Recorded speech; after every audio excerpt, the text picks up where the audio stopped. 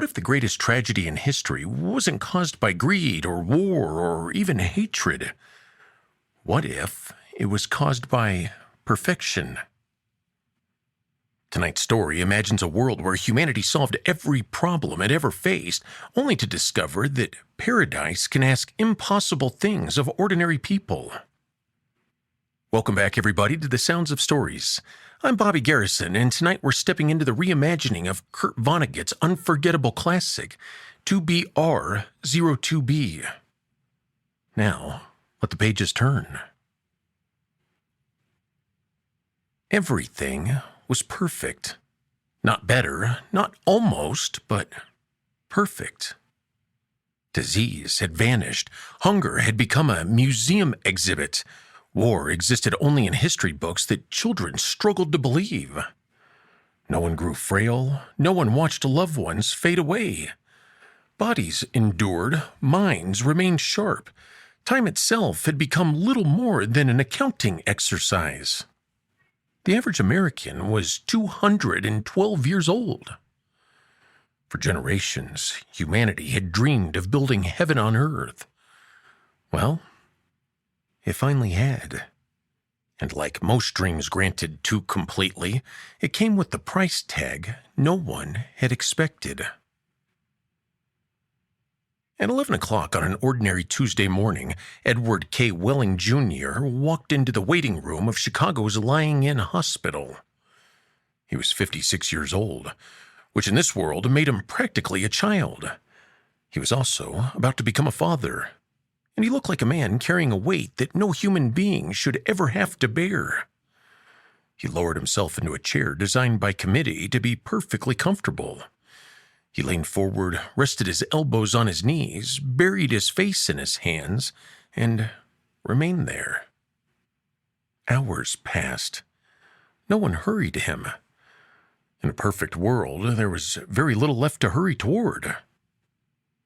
Above him, balanced on a stepladder, an elderly painter worked carefully across the mural that stretched from floor to ceiling. It depicted an immaculate garden.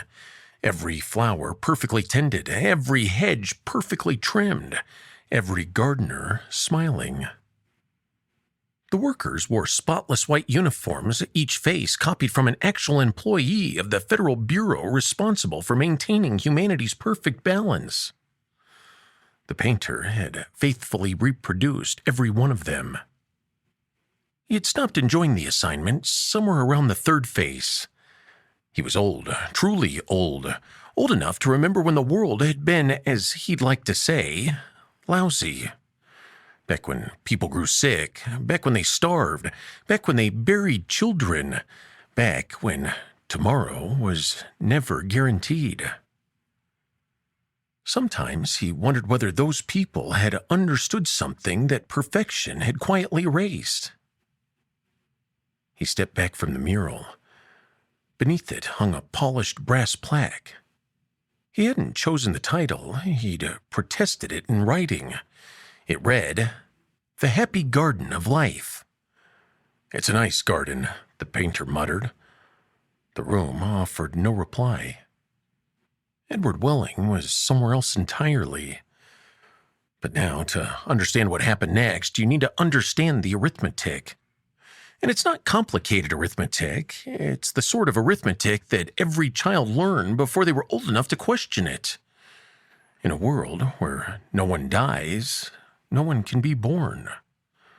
The population had been fixed forever. 40 million souls. Not one more, not one less. Which means every birth required a death. One life entered meant one life departed. Either the books balanced or they didn't open at all. Now, no one was chosen. That would have been barbaric. Every departure was voluntary. The government had made volunteering remarkably easy. Comfortable offices, soft lighting, friendly staff. Even a memorable phone number everyone knew by heart. 2BR02B. The joke, repeated so often, people had forgotten it was ever meant to be one. Edward slowly lifted his head. To be or oh to be, he whispered. The painter glanced down. Beg pardon? The number, Edward said quietly. My wife's down that hallway. The painter smiled. Congratulations. Edward stared at the floor. It's triplets. The painter stopped painting. He didn't answer immediately. He simply stood on the ladder, brush frozen in midair. He allowed the arithmetic to finish itself. 3 babies meant 3 departures.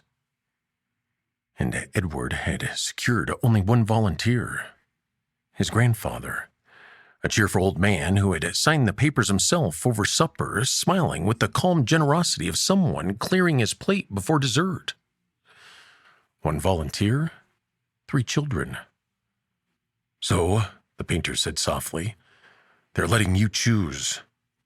They're letting me choose.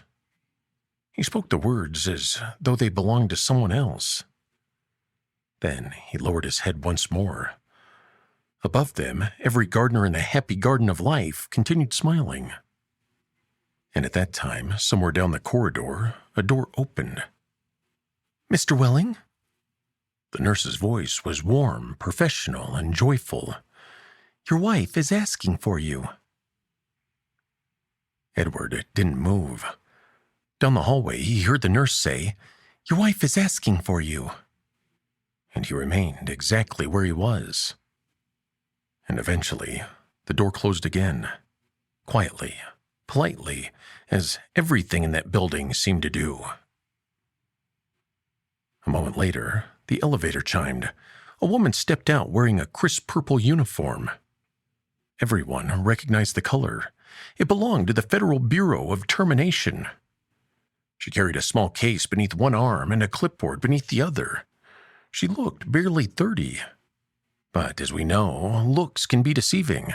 She was actually nearly 2 centuries old. My, she said, smiling up at the mural, isn't that beautiful?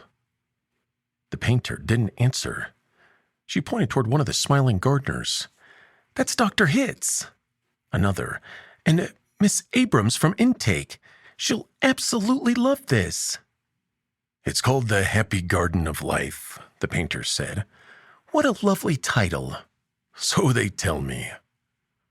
Before she could answer, another figure entered the waiting room. Dr. Hitz.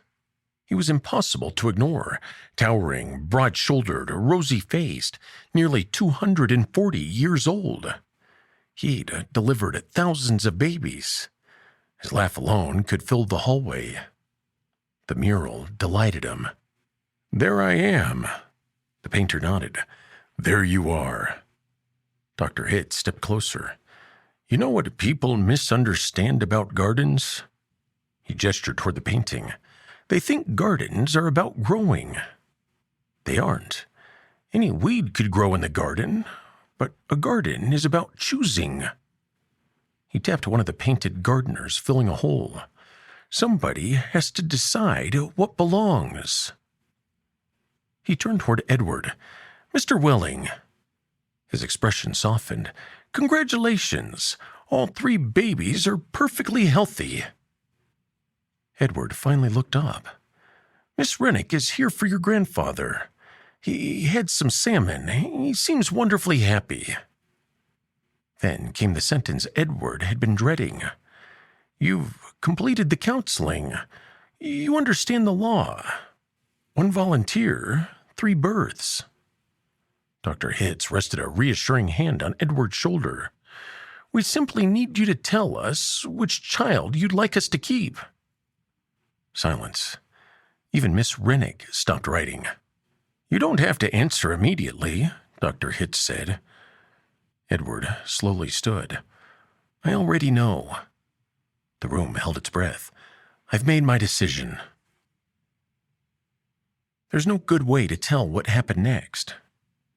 The old painter would later say he remembered it mostly as sounds.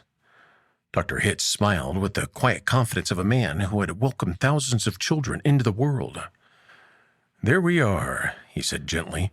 Take your time. Beside him, Miss Rennick uncapped her pen and wrote the date across the top of the form. Dates were easy. dates, never argued.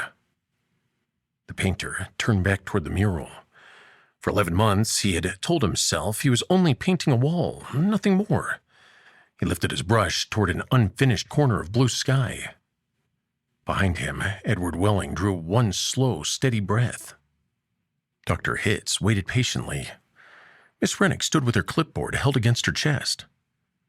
No one spoke.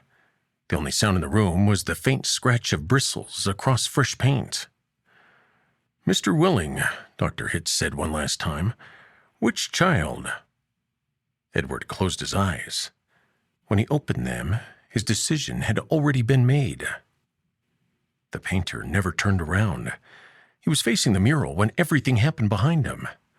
He would tell anyone who asked that he never saw it, only heard it. It was over more quickly than anyone would have imagined. A chair tipped over. Someone gasped.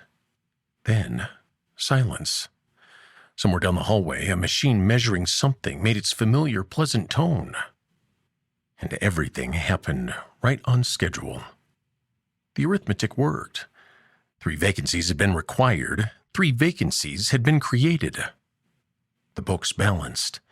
Edward Welling's 3 children lived, every one of them.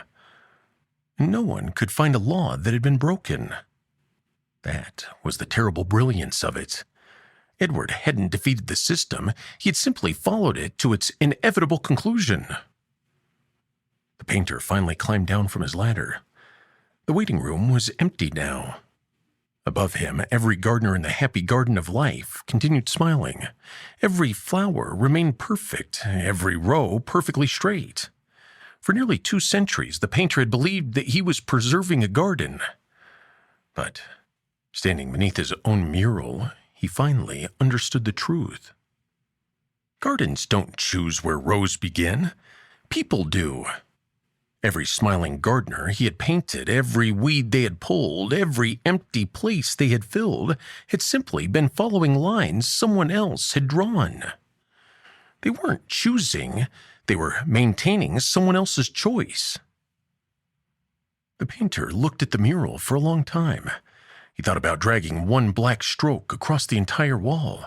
He thought about painting the truth instead of perfection. Instead, he quietly picked up his brush. There was still a patch of sky left unfinished. It took him another 11 days to complete it. By all accounts, it was a very beautiful sky.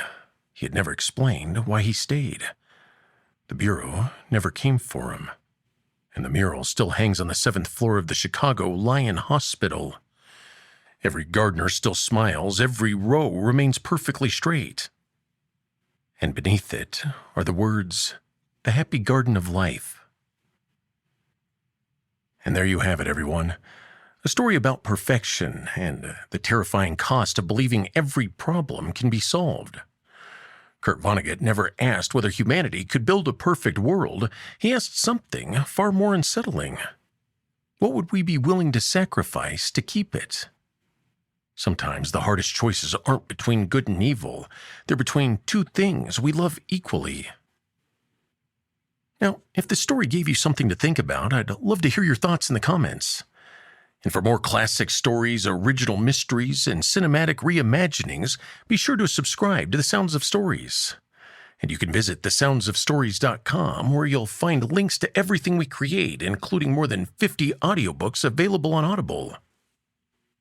And if you enjoy exploring the psychology behind unforgettable characters, don't miss my companion documentary channel, Dark Margins, where we examine the obsession, revenge, and decisions that shape history and fiction alike.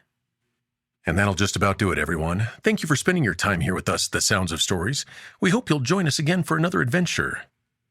And until then, remember, when the world seems to fade, the story always remains.